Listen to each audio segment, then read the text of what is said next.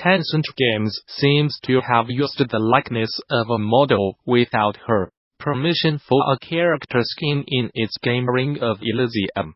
It's pretty notable, given that this kind of infringement is different than what studios, like Epic Gamasutra, facing with regard to giving credit or compensating individuals for certain dance emotes. Developers should be aware of this for their own work as well. As reported by United States Gamer, the model is Mei Yan, whose previous photos for the online fashion brand Omocat surfaced in Ring of Elysium's first season battle pass titled The Adventure Pass.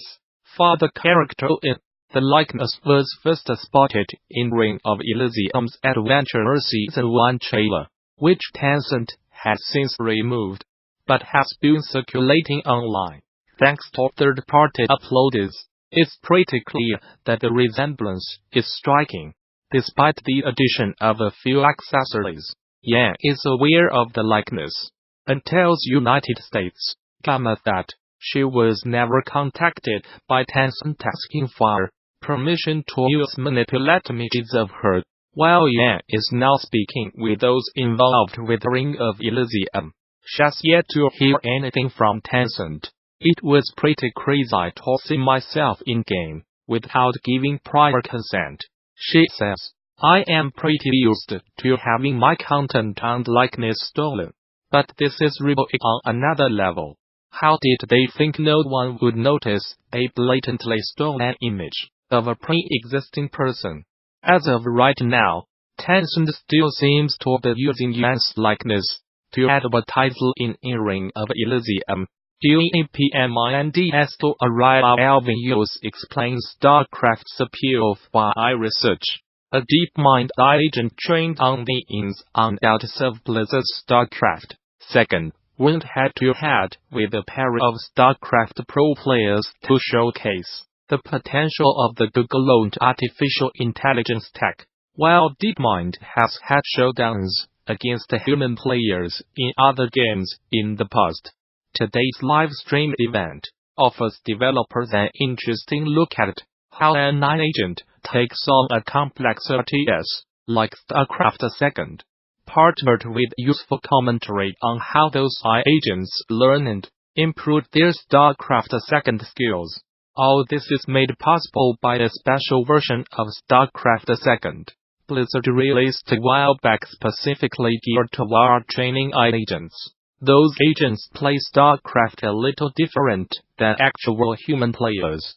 For one, AI agents are able to view the entire map at one time, though the fog of war effect still obscures inactive areas. So, unlike human players, decisions about what part of the screen to observe do not come into play. The face-off was streamed by DeepMind today, and though the bulk of matches themselves took place back in December, a panel of experts were on hand to offer moment-to-moment analysis of each individual battle. Ultimately, the DeepMind agent AlphaStar won all 10 of its pre-recorded matches.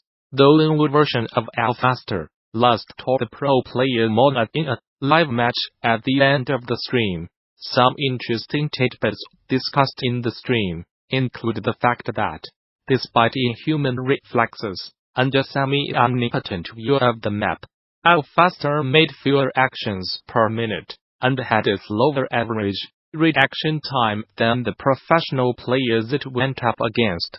More data like that can be found in the video above.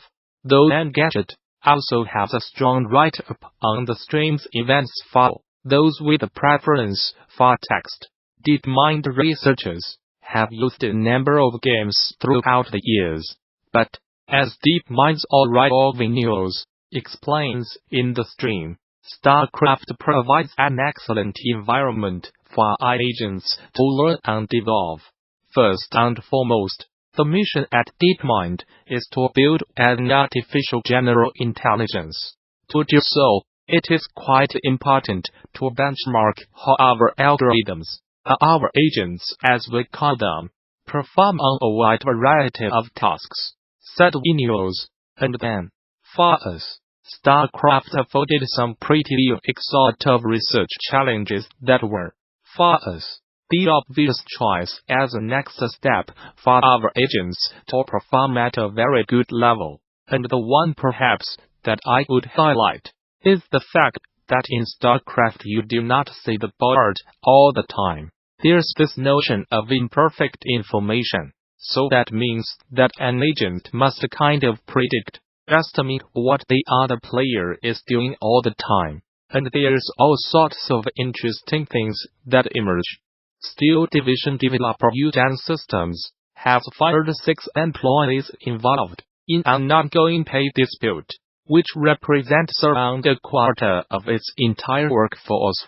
Prior to the sackings, there were around 21 developers left at the French studio, which has been lambasted by staff over the past 2 years for failing to compensate them for overtime, ignoring minimum wage laws, and refusing to acknowledge employee contracts. The situation boiled over in February this year, when a group of Eugen devs walked out on strike, although they were ultimately forced to return to work 2 months later after management refused to negotiate. Since then, the Video Game Workers Union of France, STJV, has promised to help Eugen employees fight for their rights with all the legal means at its disposal, and is in the process of bringing a case against Eugen to a labor tribunal. For its part, Eugen claims the firings are unrelated to the ongoing pay dispute, but the STJV has branded the move an act of retaliation. We believe that this was an act of retaliation and a preemptive move by management ahead of a case over low pay being brought against Eugen Systems by 15 employees as well as the STJV. The case is due to go before the labor tribunal in March 2019. Wrote the STJV. The 6 workers were fired under the pretext of having negatively affected the mood, writeup, ambiance of the studio and used insulting language in a conversation that took place in a private chat channel. All 6 were participants in this year's strike. Those interested can read the STJV's full account of the situation right here. Pioneer.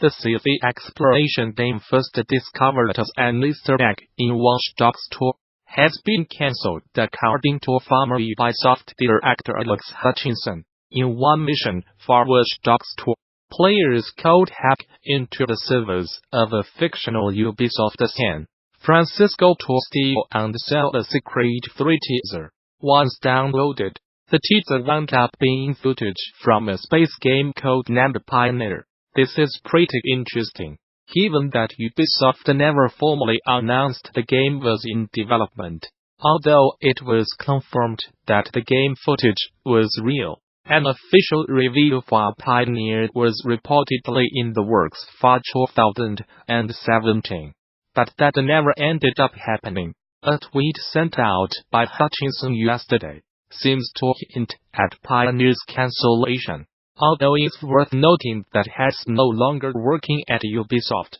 the company has not put out an official statement over Pioneer, but there is no telling if it will ever be addressed. Given the secrecy around the game's development, the 2019 Game Developers Conference will feature an exhibition titled Ctrl GDC that use alternative control schemes and interactions. Gamasutra will be talking to the developers of each of the games that have been selected for the showcase. He'll count players playing with seating arrangements, performing the sacred but ritual, in order to free a demon from a couch. Through shuffling where they sit with a friend or stranger, they can complete the ritual, and maybe learn a little bit about personal space and breaking down barriers. Gamasutra spoke with Carol Mertz and Francesca Carletto-Leon about the challenges of turning a couch into an input device, how they look to bring a little silliness out of strangers, and how they designed their game to look into feelings of comfort around strangers and the deep thoughts we often put into where we sit down in public.